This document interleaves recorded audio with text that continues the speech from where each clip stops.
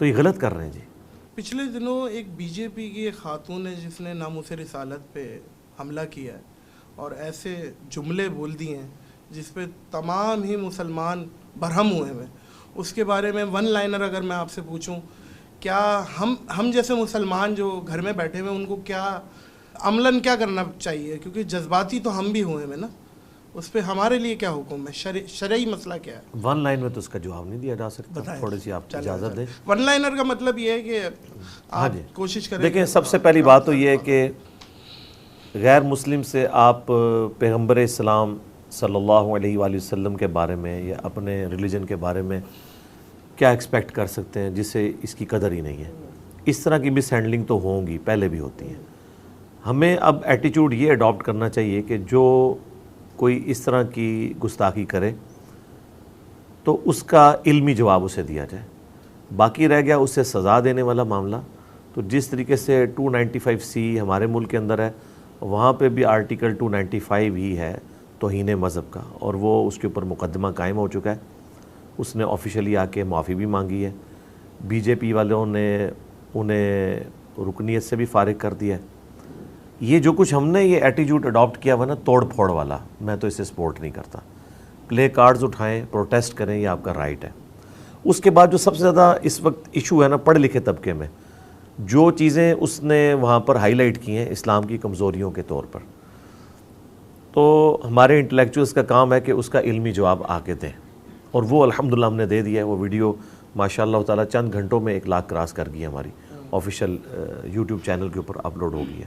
اور بھی چیزیں میں نے اس میں ہائی لائٹ کی ہیں. اور آخری بات اس میں جو میں ایک مسلمانوں میں مسئلے کی حیثیت سے مسلمانوں کے سامنے رکھوں گا کہ سورہ الانعام کی آیت نمبر 108 ہے کہ مت گالی دو ان ہستیوں کو، مت برا کہو ان ہستیوں کو جن کو یہ اللہ کے سوا پوج رہے ہیں یا ان کے ساتھ عقیدت وابستہ کیے ہوئے ہیں، ورنہ وہ بغیر علم کے تمہارے سچے خدا کو گالیاں دیں گے. آپ وہ پروگرام بھی دیکھیں نا، اس کی ایک آدھ ویڈیو مجھے ملی ہے، باقی تو ساری انہوں نے ہٹا دی ہیں.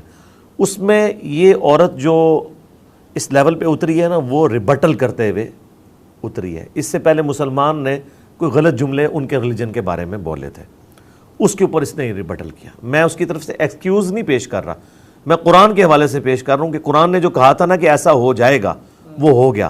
اس میں وہ مسلمان بھی مجرم ہیں جو کسی کے مذہب کا مذاق اڑاتے ہیں. اب پچھلے دنوں ایک عالم دین کا کلپ مجھے کسی نے دکھایا، تو وہ ایک بت کے بارے میں بڑے سخت کامنٹس دے رہے تھے. اب وہ اس طرح کی چیزیں جب وہ لوگ اٹھائیں گے تو ظاہر ہے وہ بھی ہمارے ریلیجن کے بارے میں بات کریں گے. تو یہ کوئی طریقہ نہیں ہے کہ آپ اس طریقے سے کسی کو غلط الفاظ کے ساتھ یاد کریں. نہیں، کیا کرنا چاہیے؟ دیکھیں، بت پرستی تو حرام ہے، منع ہے.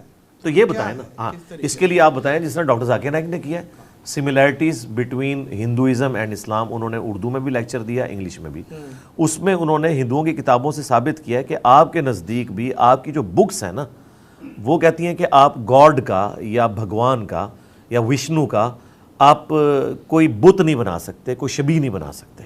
انہوں نے ایک ایک آیات ان کی کتابوں سے پیش کی ہیں، اس کا ریفرنس پیش کیا، تو ہم یہ ان کو بتائیں.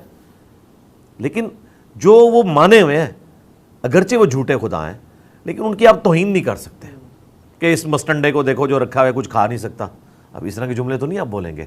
اب یہ انداز تو نہیں ہے سمجھانے کا، نہ اس طرح کوئی بات سنے گا آپ کی. رہ گیا ہمارا جو یہ پروٹیسٹ یہاں پہ مذہبی جماعتیں کرتی ہیں، اس دفعہ تو پھر بھی کافی بہتر ہوا. ورنہ آپ کو پتہ ہے پہلے تو یہ روڈز بلاک کر دیتے ہیں، توڑ پھوڑ شروع کر دیتے ہیں، گاڑیوں کو آگ لگا دیتے ہیں. اس میں تو خیر ہمارا ہی خود کا ہی نقصان. ہاں، لیکن اس دفعہ کافی بہتری ہے. یہ پروٹیسٹ تک ایٹیچیوڈ ہونا چاہیے ہمارا. اس کے بعد توڑ پھوڑ تو پھر ہم اپنا ہی نقصان کر رہے ہیں نا. باقی رہ کہ عام آدمی یہ کرے کہ وہ غیر مسلموں کے سامنے اسلام کی ٹرو پکچر پیش کرے، پلس وہ اپنا اخلاق ایسا شو کرے کہ کوئی اس کے اخلاق سے متاثر ہو.